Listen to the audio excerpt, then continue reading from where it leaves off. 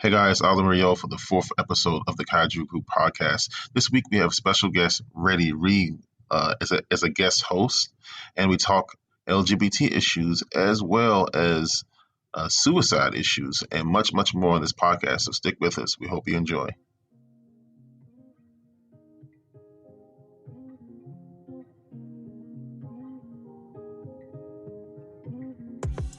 Welcome back, everyone. My name is Lex from the LexCast, and you are joining the Kaiju Cruise podcast. We have a very special guest with us, Reddy Ree. Reddy, I should know your name. Reddy Ree. Reddy Ree, yes. So we have Reddy Ree, and we also have Bratty Ass Brit from the Bratty Ass Brit Show, and we also have the tech shaman himself, Aldwin. So y'all give a round of applause to Reddy Ree, and let's welcome her. Welcome to the podcast. Welcome, Reddy Ree. Thank you. I'm glad to be here. So tell us a little bit more about what Reddy Ree is all about. What do you like to do? What do you like to listen to? What do you like to eat? All those 9 yards. I like to do a myriad of things. I like to go on adventures. So I like to do like whitewater rafting. I've jumped out of a plane before. I like to do little adventures. I like to dance. I like to garden. I listen to pretty much everything. I'm Black and I grew up in a certain time period, so I definitely am a hip hop fan, if not snob. Um, R&B, but I can listen to anything from like jazz, Brazilian jazz. My musical taste it has a wide variety. In terms of food, that's a whole thing. I've been vegetarian for 10 years. I've been vegan for 3 months. Wow. I've been raw food for 3 weeks. That's all I could do. And and now I'm back to eating meat, but just chicken and fish. So, and ironically, in all of that time, I did not lose not a lick of weight. I gained weight. So when I went What? back to eating chicken, yes, because I was a starchitarian. I was when you replace your vegetables, I put a lot like fake meats are like starchy. It was a lot of carbs. I'm all over the place when in terms of food, so I'm adventurous a little bit, but that's me. But you're a little bit of a prepper, keeping yourself well known on survival things and stuff like that. She's I zombie mean, apocalypse prepared. Oh, we gotta stay close I to her. mean, I don't know. Like saying you gotta for prepping, that's like a whole thing, and you gotta have a certain badge to call yourself a prepper. I don't know if I fit that yet, but I'm definitely like of the mindset to and have instilled some things, but I'm not like extreme like on like disaster prepper or something. Although I would go that extreme. I just haven't. I just haven't. You weigh my money set up.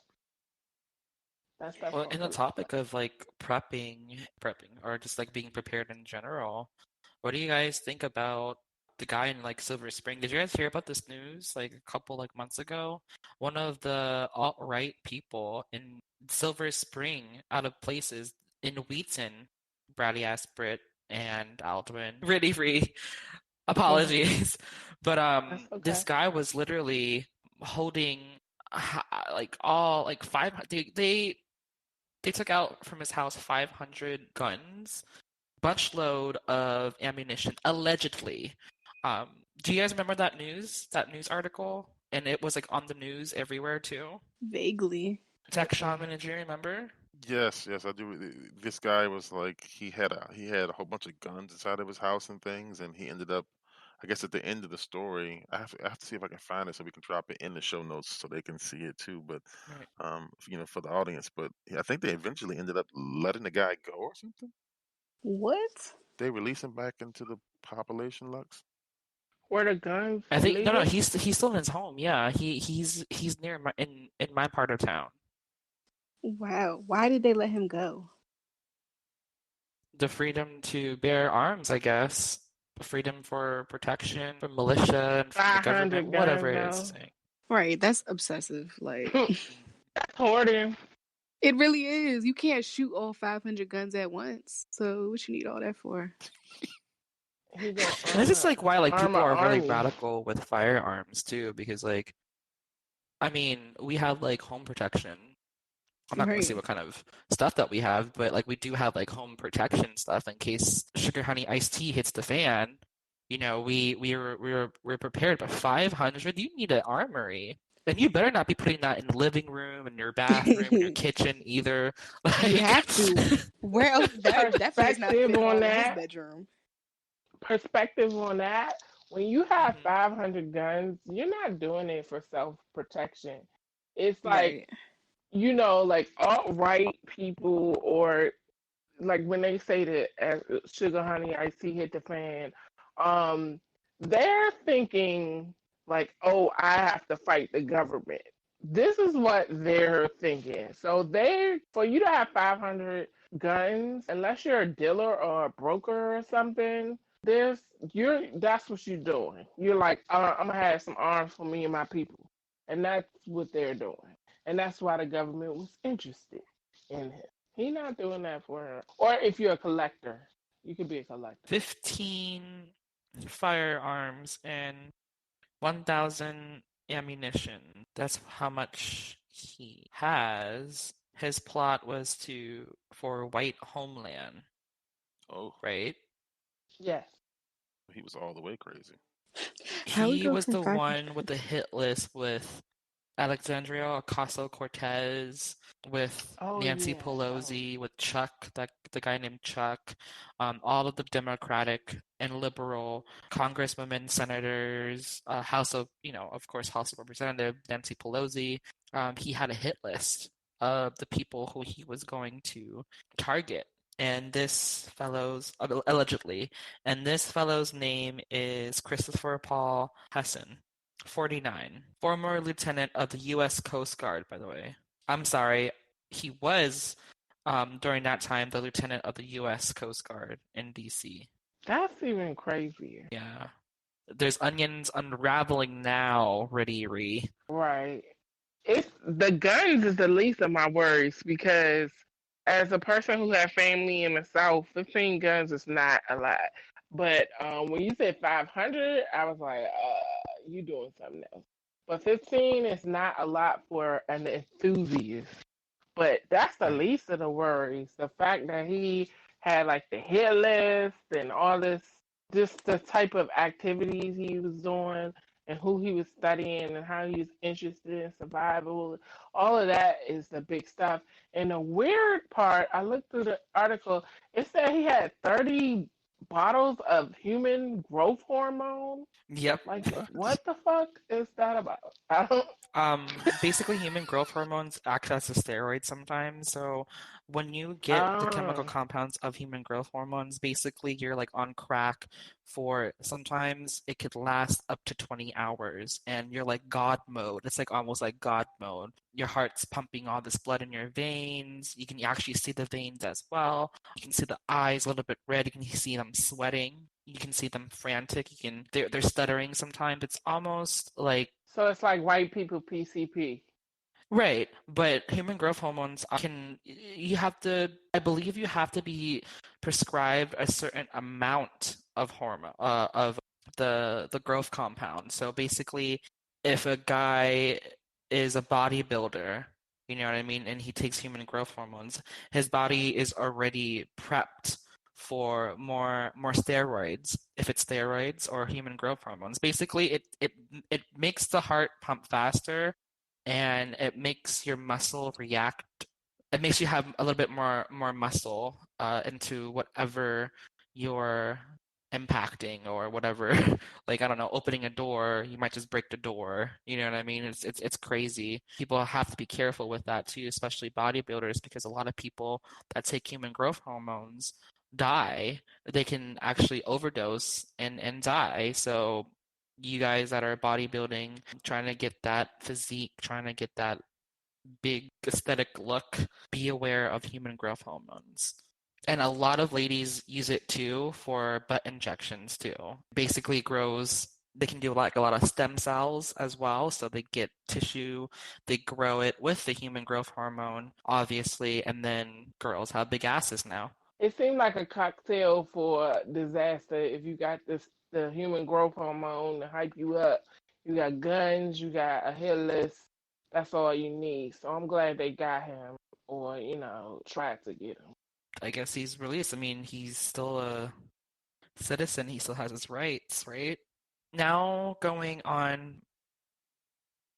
Yes, yes. So there was a young gentleman. He basically found love in someone who was a trans woman, and he posted on his Facebook.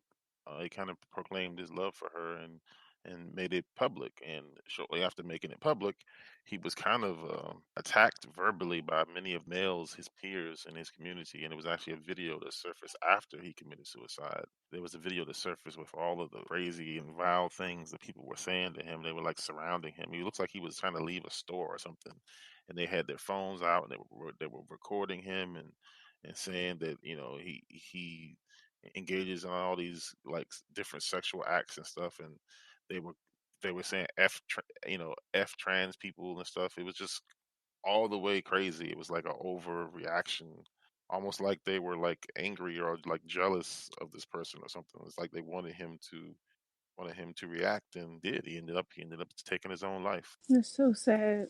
You can't even love who you want to love. Wasn't bothering nobody, and then people always gotta put their 2 cents into it. For what? Just mind your business.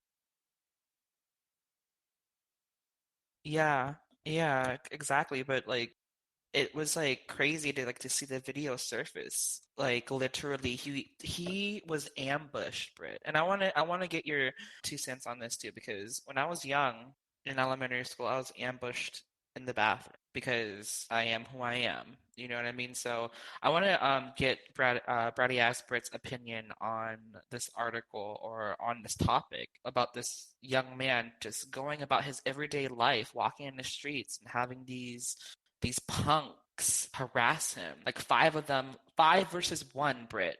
That's an ambush. It is, and I think it is really pitiful that people have to do that. Like I said, just mind your own business. He wasn't bothering you. Like, just go on about your day. And I feel like people like that have their own insecurities. You know what I'm saying? They're not happy with themselves, and it's just really, really sad.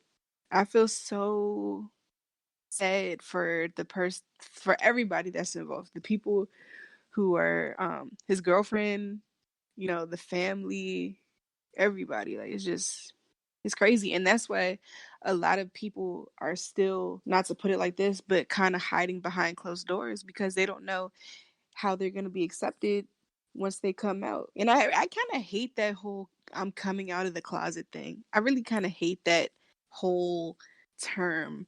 Like, Right. you are who you are. It's not that you were in the closet or nothing like that. It's just when you hear stories like this, it's harder for you. Even if let's not even put any type of title on it, whether you are gay, straight, bisexual, transgender, just anything in life. This is why people keep things to themselves, because it's like, once you put yourself out there, it's always gonna be somebody that's gonna look down on you or talk badly about you. And it's just like, for Right. what? Why? Right. I know this young man because he came into my streams untagged, and his username was Philly Reese's Pieces, and his name is Maurice, or nickname he's called Reese. So it kind of like struck me in a way because as Brady as Brit is a streamer as well, um, we use that as a platform where people can be welcome to talk about anything and feel safe, right, Brit? Right, absolutely. And when I got this news, like, whoa, he looks so familiar. I know that face tattoo. He tattooed his lover's name on his face. I mean, that's crazy, but Yeah, that's dedication right there. That is it dedication is. right there. I heard that, and that's why I was a little bit more stressed out during that day too. When I got this article, Brit, I was like, wait. Let me see that again. Yep, I know who he is. For this young man to commit his life like that because of bullying. And I do not, if you guys are actually contemplating suicide or homicidal thoughts or suicidal thoughts, just to stick to the theme of suicide, there are agencies and hotlines that are free for you to call. There's an agency called the Trevor Project. Aldwin's going to what's your opinion on this topic on this article about this young guy? I heard about it from my friend. Was this out of Yep. Philadelphia? Yeah. It makes me sad, and I think Pretty Bad, and you talked upon it, about like you can't be you, and I think everybody can relate to that. Like everybody has things in their life, right? That they like to do that maybe the general society might judge them for. The question comes up like, do you hide this for in his case for his safety, or can I just be free to be like, hey, I love, like, we don't like just to be free to be like, I love this person. That's like a basic right. Most people want to just be able to say I love who I love. And so a lot of times people, and it's really a lot with transgender people, because even with gay people that present as like cisgender, they sometimes they have definitely a battle to fight, but transgender people have, it's like an extra venom that I see sometimes even with other people in the community have a venom towards. And so it's very like, I have a curiosity of like where the where their minds are at to say, hey, I'm gonna be me regardless of what come my way. I'm gonna step out here and just be me. Now I might get love, but I might get hate. But I'm gonna step out there. So it's interesting to me, and I would like to like talk to somebody to see what what their feelings are about that. Like when you walk out the house and you are you know you're gonna get looks sometimes, especially also if you are not passing. So if you're a transgender person that doesn't totally pass for the other sex, if that's what your goal is, what, like, how do you equip yourself to meet the world? Well, knowing a lot of transgendered, and for me, I'm in the LGBT. Me and Alvin are in the LGBT community, and obviously both of you ladies are part of the community as well as allies. And I thank you so much for being in our lives. I really do. Me and Absolutely. Alvin Thank really you. do thank you for that. And for me, it's you're asking about like how they live their day-to-day lives, or repeat that question Yes, again, like Jada? when you know, like especially every community has their, in a general society we know is frowned upon. People look at it in a certain way. It's especially worse in the black community, especially with black men.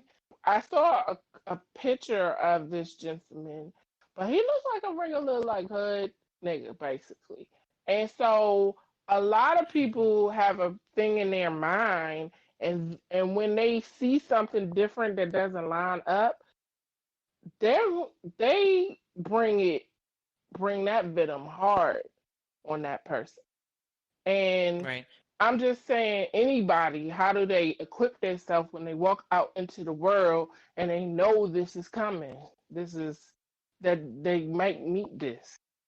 I would have to say, it depends on different demographics. And Brady as Brit, me and Brady as Brit grew up in the same county, and It actually, Britt, the LGBT was embraced in Montgomery County. Like these people were like business people in DC too, and in Yeah. Virginia, the DMV. Like people embrace these people, but in different demographics. Like if you go to Prince George's County, if you go to um, Frederick, if you go to Gettysburg, Pennsylvania, you know what I mean? Like the more rural it is, the more taboo it is. You know what I mean? So, Mm-hmm. as a person in the LGBT, and I'm sure Brady, I'm sure all of you guys know, like literally, for me, I had the dress for the occasion. I don't give a fuck what people say about me. I don't care if I'm in heels. You know this. You guys already know this about me. You know what I mean? So whatever you guys have to say, you know what I mean? I don't really care. It's the actions. You know what I mean? If you're following me and harassing me to my car or to my apartment complex or to my home or to my job, we're gonna have a little problem. You know what I mean?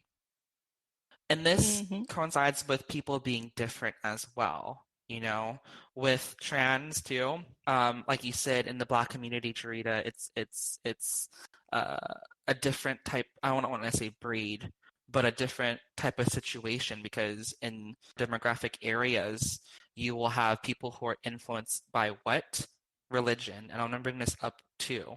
I go to these places, and the people might call it dangerous.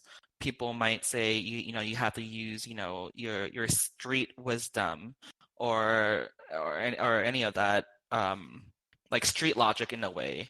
People dress for the occasions. I know that I can't be in heels in Suitland. I know that I can't be in heels in Suitland.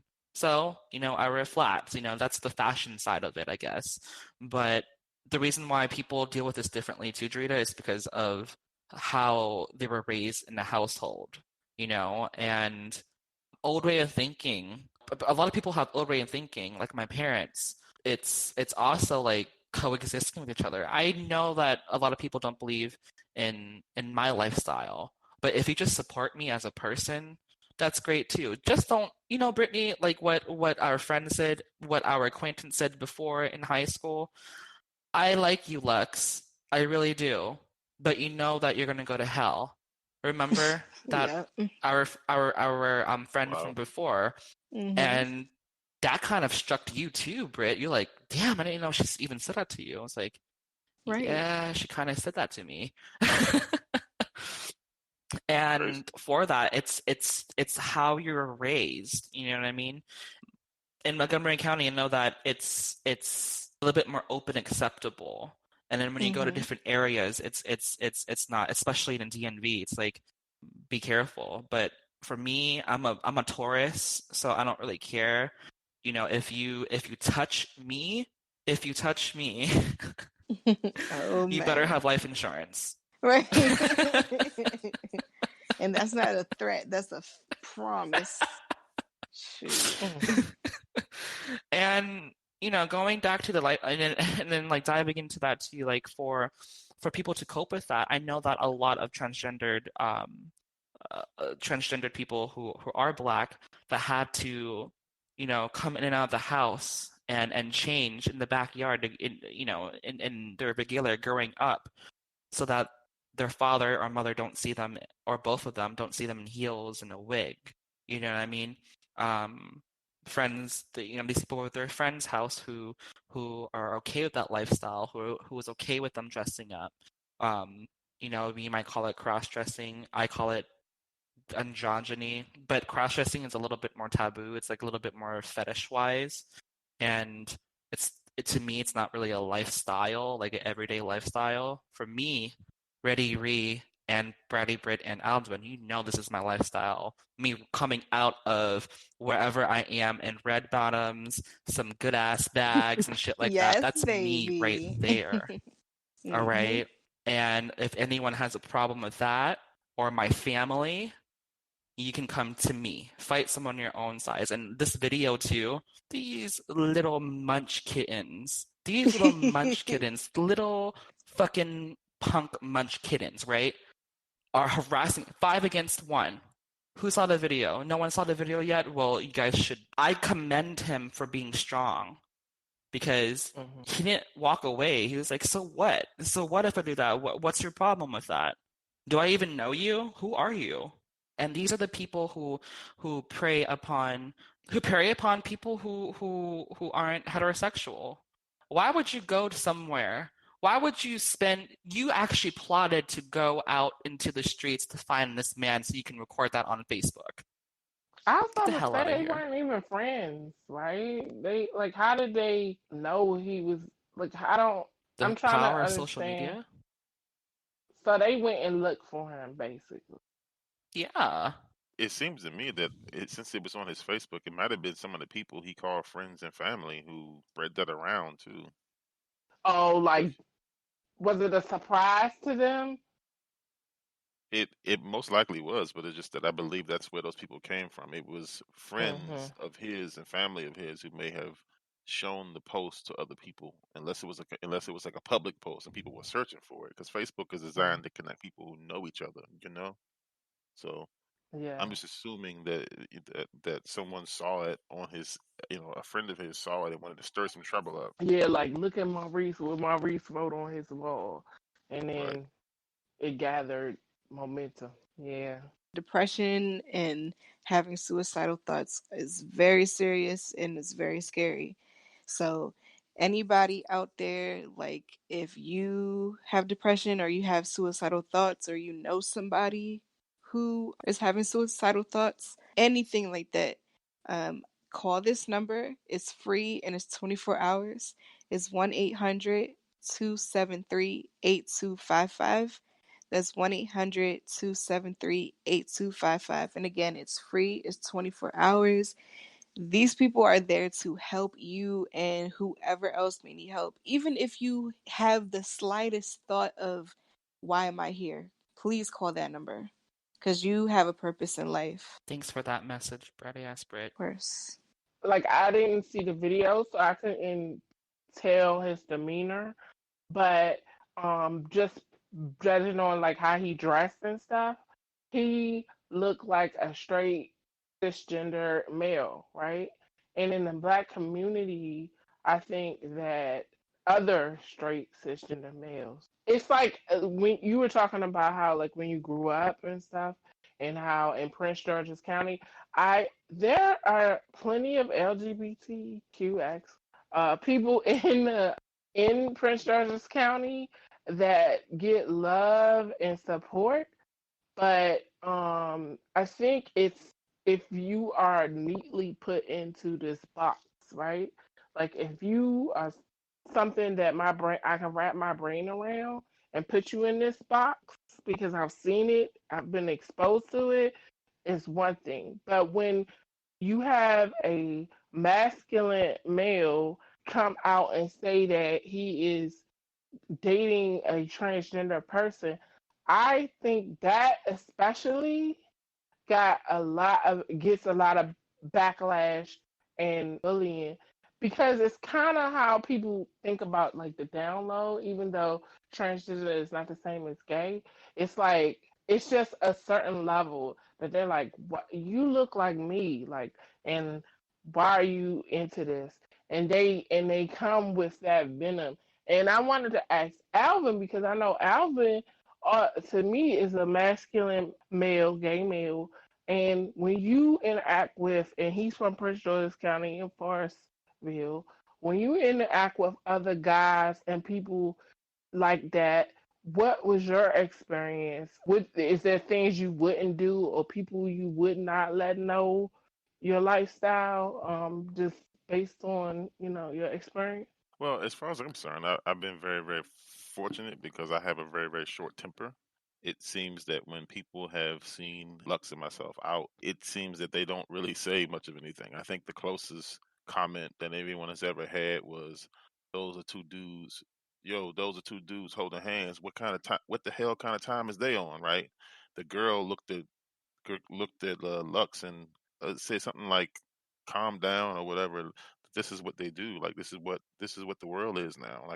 And to me that made me seem like he was out of prison or something. Like he hasn't been in the world in a while. And that was it. He didn't use any words. He kept it moving. So So long as he kept it there, we were fine. People that go overboard, I'm looking for any legal reason so I can get my hands on them. Looking at this guy looking at what he went through, they were kind of just saying stuff, but like they didn't really touch him. So it's like it's hard to do anything legally. Like you can't call it self-defense because they didn't touch him. In fact, I think we should look at the video. Like, Yeah, I just watched Let it. me see. okay, because I think it's quick. It's like 30 seconds. Okay. You said, keep it a beat. You fuck what? You fuck what?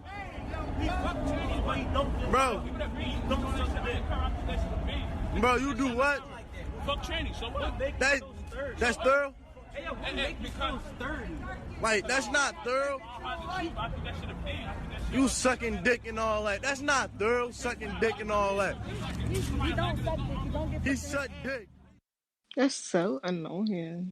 Yeah. I mean, what do you guys think about that video? Because I watched it many times. What do you guys think about that video? The guy who's recording it that you can't see really needs to have several seats because who cares? Even if he was doing it, even if he was sucking dick, so what? Who cares? Like, who cares? Why are they all up in his business? Like that's changing their life. Like, oh my gosh, Right. now his bank account is $5 short because this man is over here enjoying himself with whatever he finds to be enjoying. Like, what the hell do they care about it? So this is sad, but I don't even. It doesn't surprise me. When I watch that video, it does not surprise me. It's predictable. It's what when I was in high school and like the street niggas or whoever, the people on the block, that's how I would predict they would react because it fucks with their masculinity and sense of self. It's not about like, and I'm not defending it. It's messed up. I'm just looking at the insight into why they doing it. It's definitely how they raise, and we as black people are raised in a hyper male, hyper masculine kind of way. And if you show weakness or if you can't cry or express emotion or you gay, sit your gay ass down. Like this that is how we operate as a culture.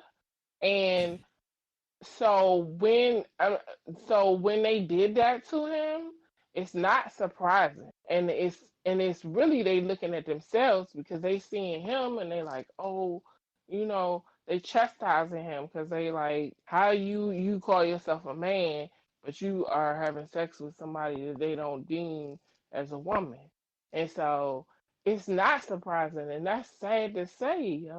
It's sad for me to even utter the words that it's not surprising. Yes, I mean it seems like to be a common theme literally in a lot of black communities. They seem to have an issue with anything, like you say, that isn't seen as being super black man, like the Dolomite or something. Like if you're not like Dolomite, if you're not like a pimp or something, then you are considered, less than a man, and they will attack you hard on it. So I do see why I do see why you say it like that.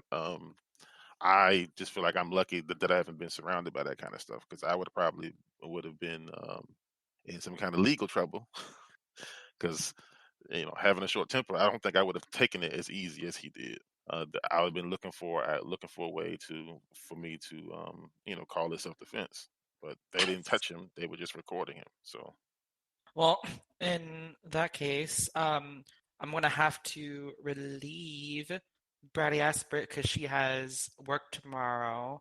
So, Bratty Ass Brit, thank you so much for contributing, and please, y'all, go follow her on Tagged at Bratty Ass Brit with 2 T's on the end on Tagged. 4 T's. 4 T's on the end. And I'll leave the information on the description for the podcast as well.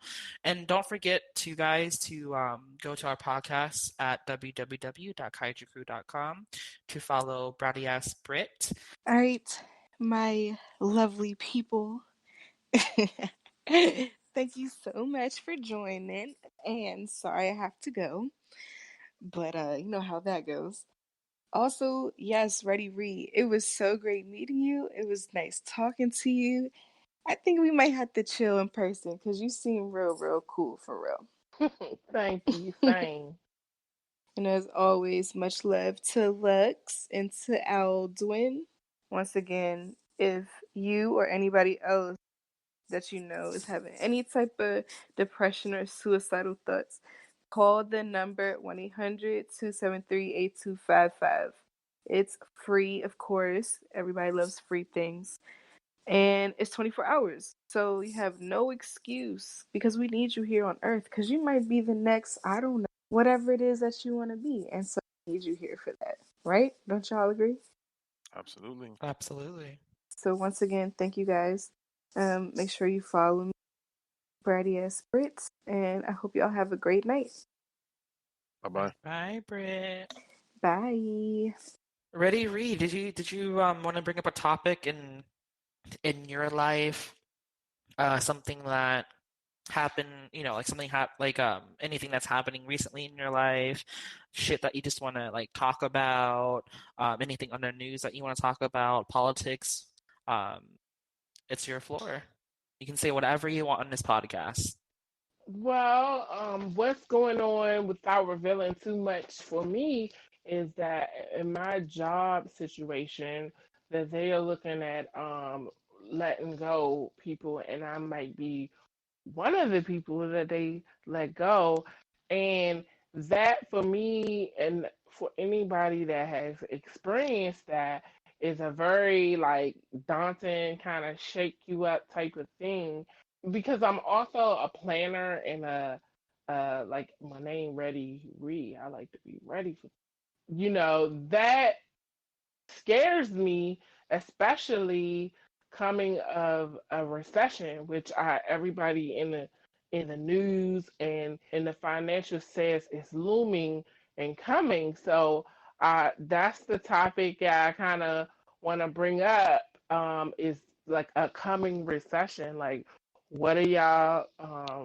What do you think about where we are? What are some things that can help like insulate you against a recession? Anybody, people that losing their job or people that's working, whatever, like some things that like we've all lived through the last one where the housing market bottomed out, and we've seen some things, and we should be a little more prepared for if this recession comes. I'm hoping that it doesn't, but we should be a little more prepared, but there are things that we could do proactively, perhaps, prepare us for that situation. So that's, I think is a good topic to discuss. What I'll say is that when we went through the first recession, I was working in support for contractors, so I was kind of insulated, and kind of lucky that they didn't cut us.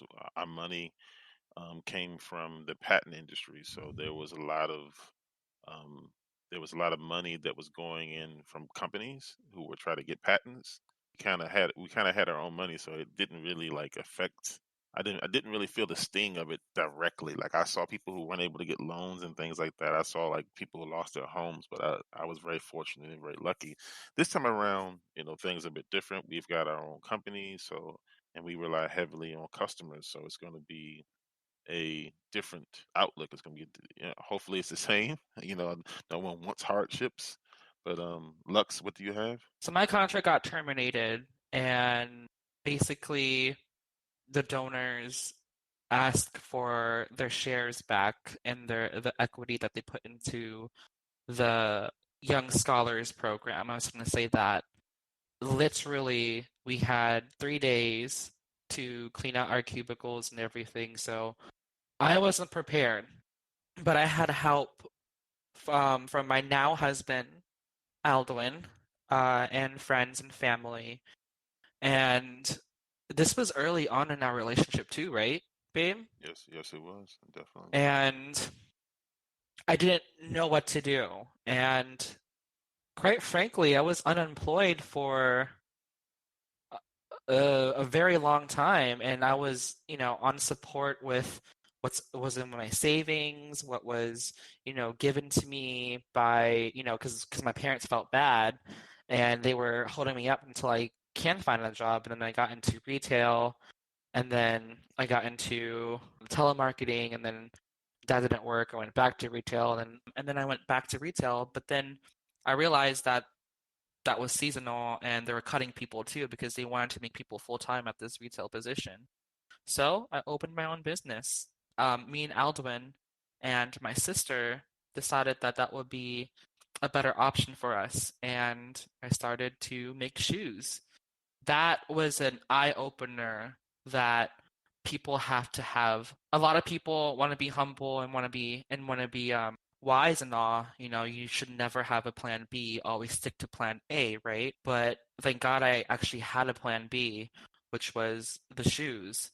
I was passionate about shoes. And Ready Ree, Hmm. you know that I love shoes. It's like Yes, I my do. drive. I So know. we opened the shoe line. We opened the shoe company, and it was a success. And you know, and then there's other stuff involved in it too. But a lot of people who are facing jobs and who are facing termination, if it's a contract, if it's a one-on-one with your superiors, and they're saying that you're not up to par, or you're not progressing and stuff like that, then that's different. So you guys definitely should have another backbone. And for me, helping out with clients and managing their life as well as as a luxury personal concierge, me and Aldwin would always help these people who are facing termination. We had a handful of them. What I did was I started to make them a business, and it was called drop shipping. It's still called drop shipping. A lot of you guys who are into e-commerce and want to get into e-commerce, you can try that. But in this modern day and age now, to this, like currently now, that is the 26, drop shipping is an oversaturated industry, and people want to do things that are much more creative and out of the box because, right, Aldwin, like people don't want to buy, I mean, there's like gazillions of cat mug products, you know what I mean? Like cat stores that sells mugs and hoodies, right? Instead of that, like people are now going to investment firms, and now you're an owner of a startup group, and you have equity in the company, and you can always, when you have equity, that means shares. You can always cash out your shares depending on the contract that you're in. For people, I suggest you, ladies and gentlemen, who are facing termination or who are afraid that you might be terminated or let go, figure out a plan B, get your ducks in a row, get your finances in a row, and see what you have in your savings. Everyone should have a savings account, escrow, whatever it is that you guys have, or just regular savings, just for the average Joes and Janes, and see what you can invest in. If you can invest in a small business, go for it. You know what I mean? There will be risk. I'm not saying that it's going to be easy. There are risk into investments for a plan B to start your own business. Or you can start your own business if you have the means too. Jarita, if you want to start your apothecary or an apothecary or a natural, because I know you guys like creams and essential oils and things of that nature, start it. This podcast, to be honest, is a escape from me, and Anton talked about it. It's something that I always been passionate about. I wanted to be in entertainment, but I didn't want to be in reality, and I didn't want to act. And I liked radio. I love radio. I love radio. I love listening to people talk. That's why I'm here. And a lot of people who are interested in that, it's a good way to make money as well. A podcast or writing a book, selling it on Amazon. There's lots of ways to put your ducks in a row, and there's lots of ways to find a plan B. And now that plan B is your new plan A.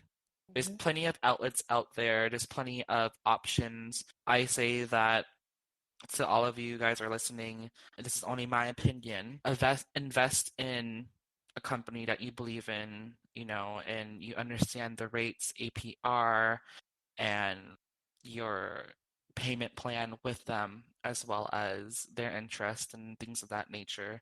Or invest in a small business, a cafe, a coming franchise that your friend's opening, like McDonald's or something.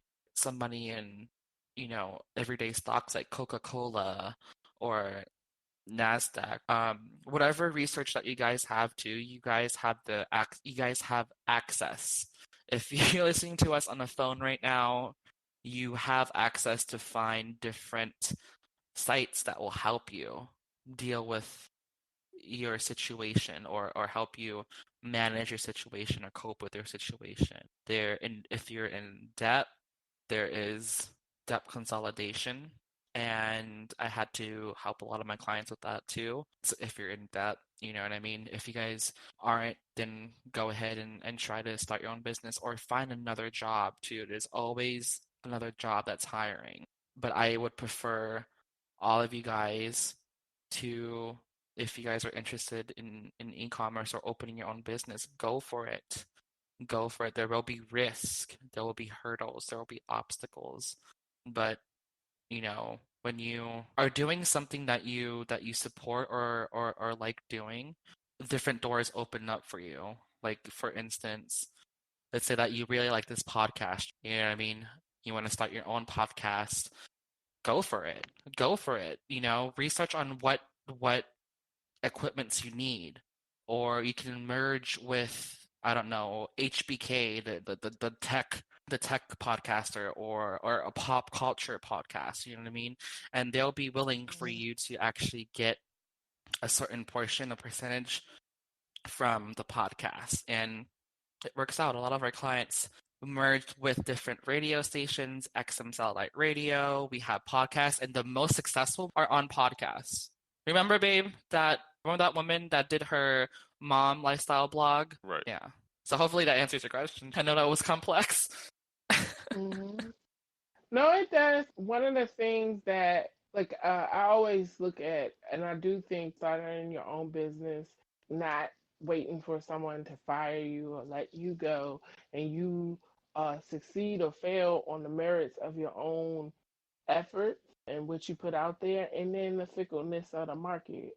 I always thought that was a good look for me. Now, one thing that the capital to start it, or like low cost startups, that's an obstacle that I know there are ways to work around. You don't have to, it doesn't have to be super expensive, super everything all at once. But those are things that cross my mind. Also, like how quickly the business turns over a profit where you can live off of it. Like, while you building up, it's a period of time that you're not really making any money. So, like, all of those things are things that cross my mind in terms of stuff like that. And in the overall topic of the recession, beyond just like business and income, I know that the climate of the economy and people is affected by recessions, and there are good things that could come out of recession. Depending on how you look at it, without being an opportunist, a lot of times interest rates in loans and things go down. You could get better rates on, housing loans, student loans. You can lock in certain interest rate things. There are some bright sides, I guess. You have to already have money to be able to kind of, For you sure. know, Yeah, I'm not use I'm it. not saying for people to take out loans, or to spend all their life savings on opening their own business. Just like be prepared too. So, like I said, try to find something that you can, um, if you have the means to invest, uh, try it, or you can find, depending on how far you're into your job and how many and the experience you're in your job, you can definitely find different categories. I mean, if you're in HR in Macy's, right, and you don't like the politics in Macy's, let's just say that as an example, okay, and you like the atmosphere of Nordstrom's, okay, you apply for Nordstrom's and you're worried about if you're gonna get the job. Well, if not, but let's say that you get the job, you know what I mean? You're doing something, and not only that, if you apply for same position in another company, they might even provide you more because you have experience and you kind of have insight on what's going on with the company, depending on who your interviewer is and depending on, like I said, interviewer, whoever you're talking to. This weekend, like, oh, Macy's is a multi-billion dollar company. How can you benefit us? And then you tell them how you can benefit. Then they're like, okay, I see. Let me try Ready Ree's tactic in sales, or let me try to see what she can do for this client that needs help in crisis management or whatnot. You know what I mean?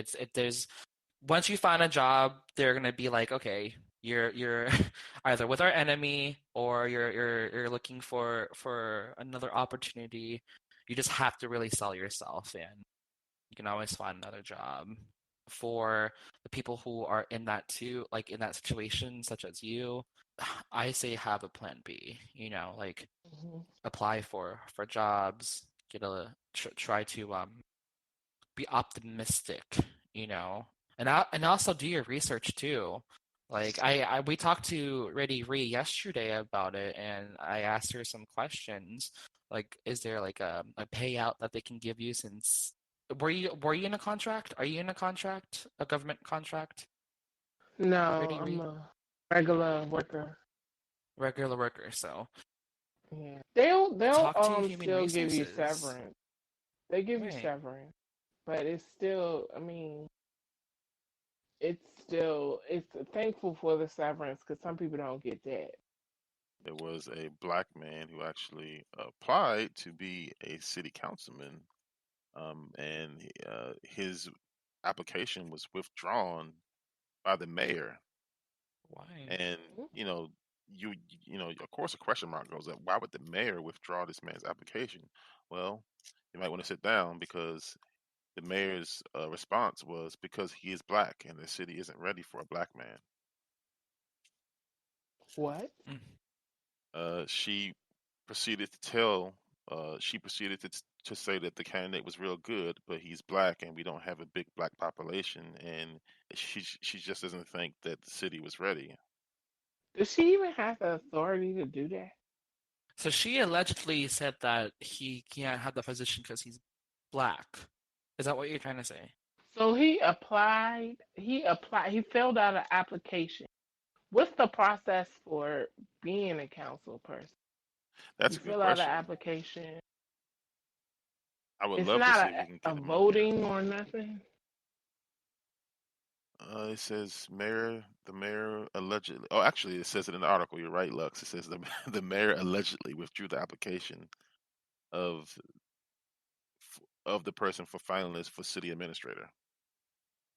Mm. So I'm sorry, it's a city administrator. So I think it is an application, a job application. Mm. 95% white, according to the article. Or at least it was back in 2010 census, which is who knows what could have happened between 2010 and 2019. It seems that someone else ran saying that they want to keep the city white. So she's running to keep the city white as well. So there's a lot of crazy racism going on in the city. But see, my problem with it, beyond the obvious racism, is you are interfering with a free election, right?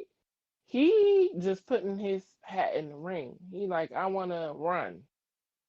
It's the city is going to vote how they're gonna answer how they want to do it. So if I'm not their ideal candidate, they just not gonna vote for me and I'm gonna lose.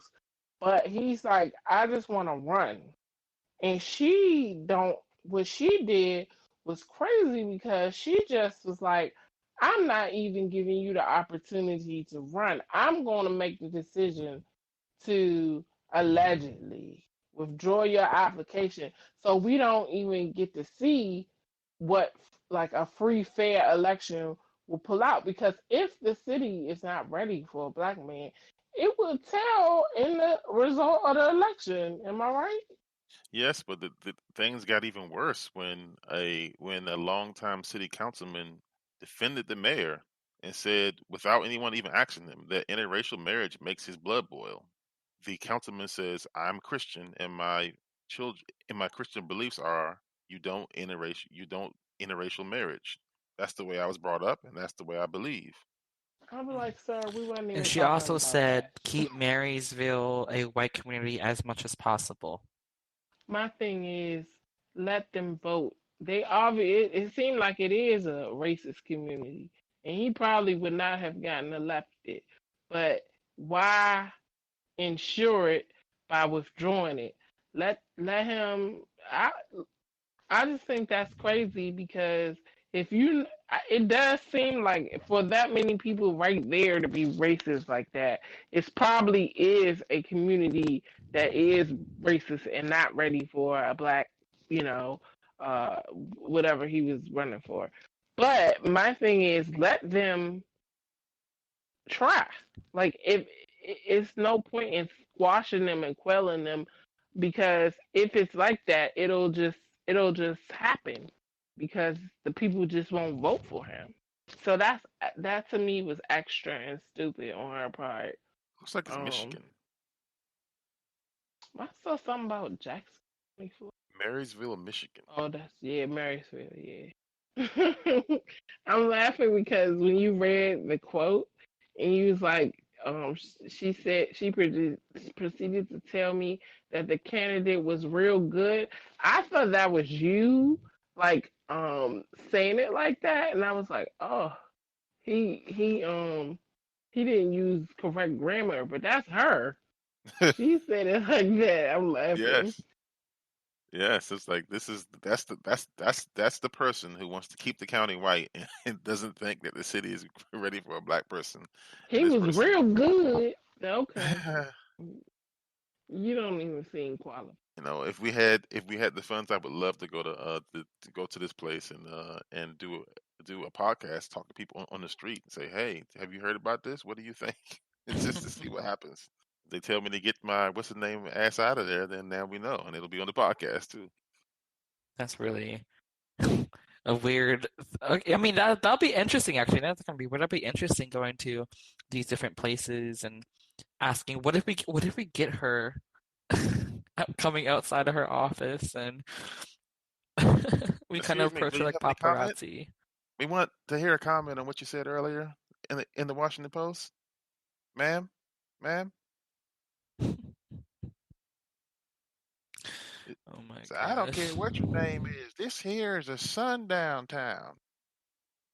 It's a Oh. respectable community. We don't want Too y'all. ready. I mean, black people. You guys are Y'all so. black people are. Then they said we hire. I have black friends, and we hire black people. But when it comes to this, what does it say? I don't know. It says something when it comes to this stuff. So basically, they're like they're doing the age old. I have friends. I know black Mm-hmm. people. Mm-hmm.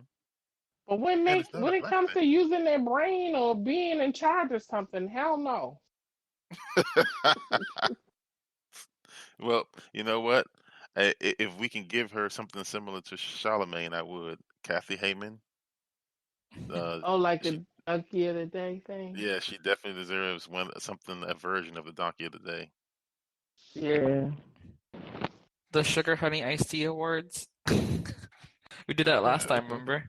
Yeah, Shit I guess we show. go Oh, ahead. I'm sorry. The Sugar Honey's Iced Tea Show Award. That's what That's she what she is. She's a gets. recipient. Kathy Heyman, you have now been nominated and automatically won the Sugar Honey Iced Tea Show Award. Right. Congratulations. Congrats.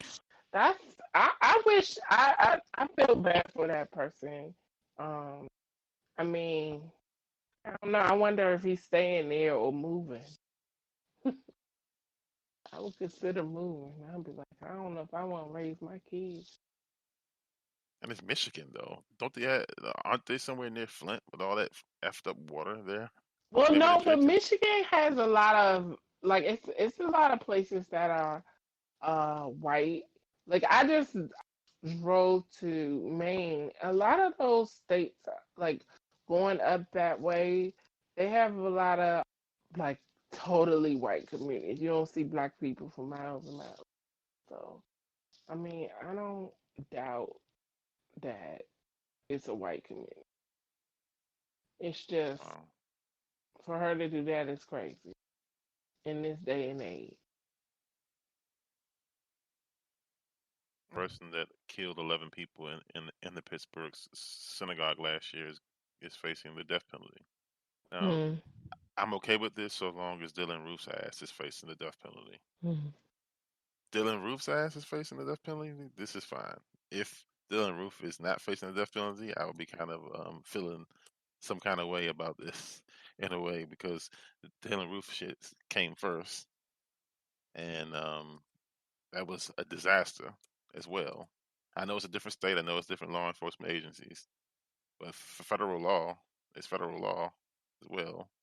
Are you insinuating that they have a history of when it comes to crimes against black people, not persecuting as harshly as when others are victims of hate crime? Well, I mean, I say that because just that is the closest massacre at a house of worship that black people can look at. That happened in what is it, 2017 now? Hmm. And so this one at this synagogue is a newer thing. So I'm actually checking now to see. Looks like he was transferred to death row at the federal prison in Indiana. So if he's on death row, he's on death row. So this is fine. So, in terms of if I did believe in the death penalty, I don't. But if I did, things like this, and like other heinous crimes, will be one that that it would That's be interesting. called for. But We I should don't really, huh?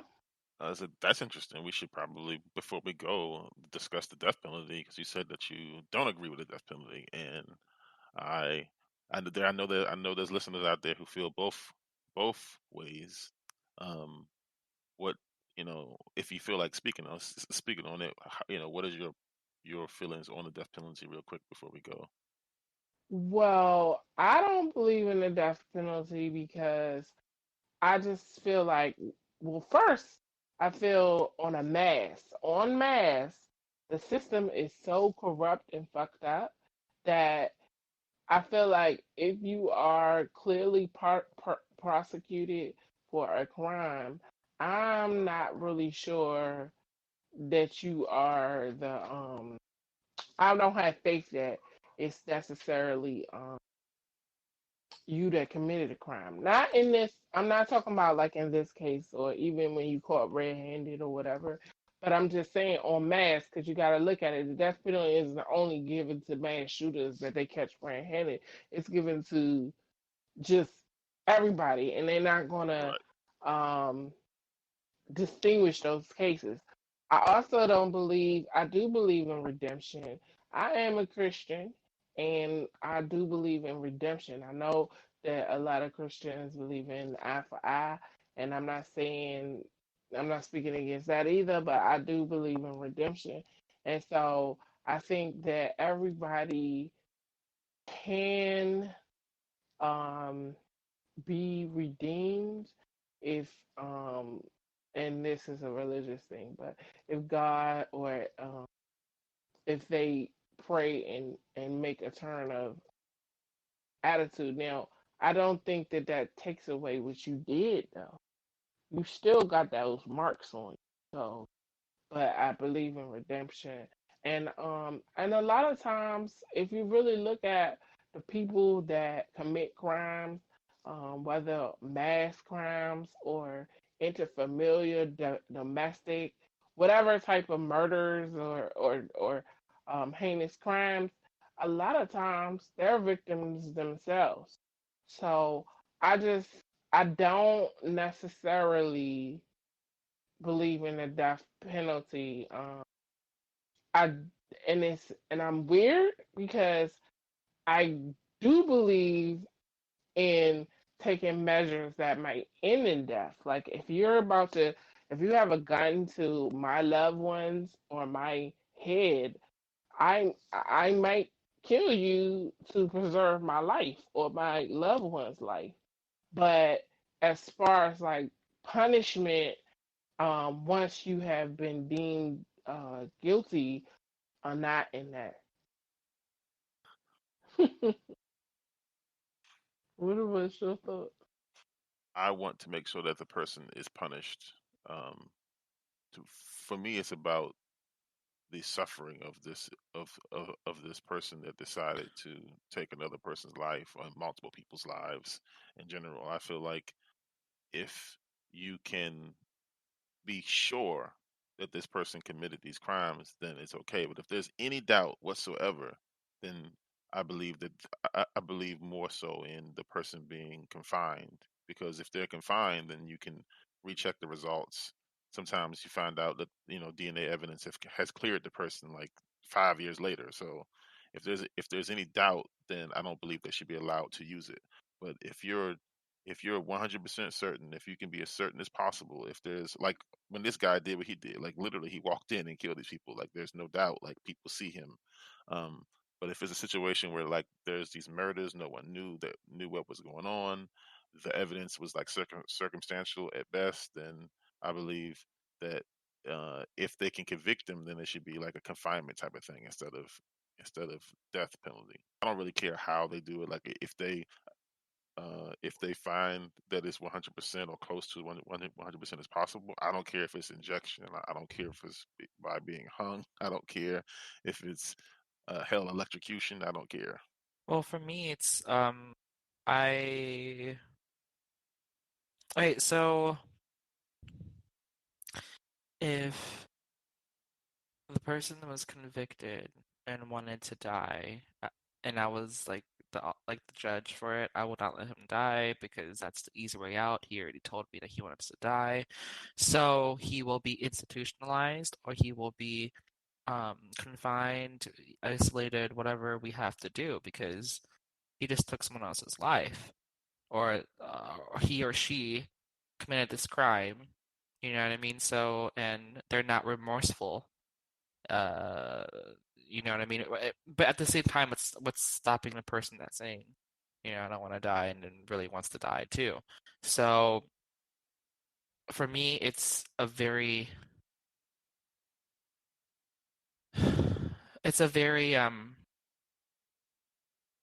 weird situation, and it's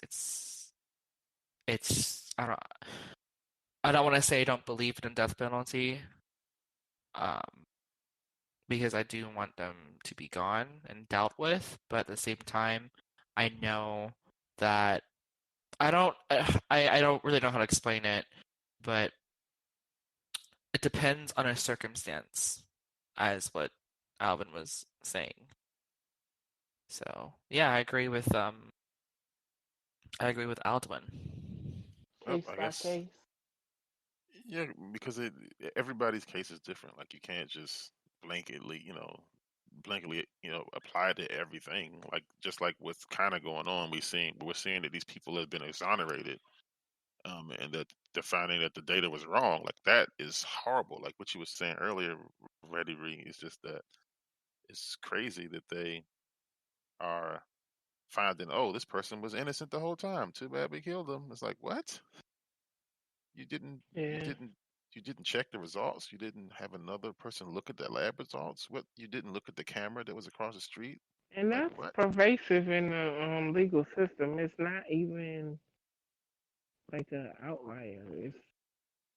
It's definitely pervasive. But I do understand a public threat. So like for example, hypothetically, if you had somebody that, like, I've seen where people lay their own kids down because, I've heard of, like, their kids are like a serial killer and they keep inflicting pain and misery on the world, and they feel like, okay, I brought this person into this world, and like it's an extension of me, and I have to do something about it because I know that this person is doing it. And I kind of understand that in a way, you know what I mean? Um, that's a hard fucking pill to swallow. So I do understand not keeping a person to keep doing stuff, but I feel like with the confinement or the institutionalized confinement, whatever, I feel like that whatever pain or whatever thing that the person has caused is done. So like it's not like killing this person is going to bring back the people that they messed up. What I would think my goal would be is to neutralize the threat. Like if you have stopped them from putting that energy out in the world and killing people or hurting people, I don't I don't see the need to like murder them too, because a lot of people are like I said, victims. A lot of people, it's not like so clean as I am a psychopathic killer that just was born evil and am doing this. It's much more messy and complicated when you start seeing things like, for instance, with the DC snipers and the young man, how they had the older guy and the younger guy, and that guy groomed the younger guy who was like 14, 15, didn't have a family, didn't have anything, and he groomed him to be the trigger man on these sniper killings, and he was underage. He did not want to disappoint he still was of age, I would think, right or wrong, but I'm just saying a parental influence of making someone happy or disappointing something, that's some strong, most people know that's a strong force. And so they were, luckily he did not get executed, but that definitely was on the table. He did get like either life or a lot of years. I don't even know if he even knew the gravity of it given that situation. But people will be like, "Oh, you killed all these people." He did. He killed those people, Well, yeah. but it wasn't clean. Like, "Oh, I'm just this evil person out here. Like, this Well, is my idea." I guess people are looking at it because the way I look at it as well is you've. I feel like no matter your situation, even if you were groomed and you were abused, you were forced into doing this. The end result is that these people aren't here now, and you are. So why do you deserve to be here when they aren't, and they didn't do anything to deserve being killed? And why should we put resources into you? Why should we make you a clean bed at night? Why should we make you 3 meals a day? Why should we keep the rain off your back when those other people are in the ground? Like, it's not fair to me in the grand scheme of things that these people, that you're taking a breath when these people's loved ones are gone. That's the problem, is that every day that this person lives, he's taking in resources from the surrounding living population when he was directly responsible and connected with removing people from this planet. It's almost like a crime against humanity that he's still drawing a breath. That's the way I. And it has nothing to do with the heinous of the. Because if you take that argument and you look at accidents, like accidents happen, It's and the manslaughter. person, huh? It's manslaughter when it's an accident. When it's murder, you made the But they're decision here. to do it. Oh, okay, so you're saying like it's the fact that you made a decision to willfully take is the Right. unfair part. he could have run away. He could have ran to the nearest police officer. He made this, especially after the first one. If he felt bad after the first one and ran away or killed that guy, then yes, he's fighting for his own humanity. But like he gave in. He stayed with this Mhm. guy, and now every single day that he wakes up, every time he shits out the food that somebody paid for, that it's just not right with me. It's not right with nature in my mind that you can still draw breath, that you can still intake food and shit it out and sweat out water and stuff that people on this planet are giving you when you willingly took away multiple lives. When Dylan Roof did his crime in that church, automatically the people who were in that courtroom were majority Caucasian. They gave him a cop-out saying that he has a mental illness. They gave another cop-out to different people with mental illnesses too, who are active shooters. Oh, he has a mental illness. Now, we're going to institutionalize him. Now, institutions, we are paying for it. Like psychiatric wards and psychiatric institutes discussing like crime and stuff. I would feel that I'm like supporting like a culture that if your hue is not lighter, then you don't get the special treatment. Like think of it like this. Another example is Harvey Weinstein and Bill Cosby. Why is Harvey Weinstein still out in the streets while Bill Cosby, who is allegedly doing this, or no, not alleged. They proved that he did this, is serving time behind bars.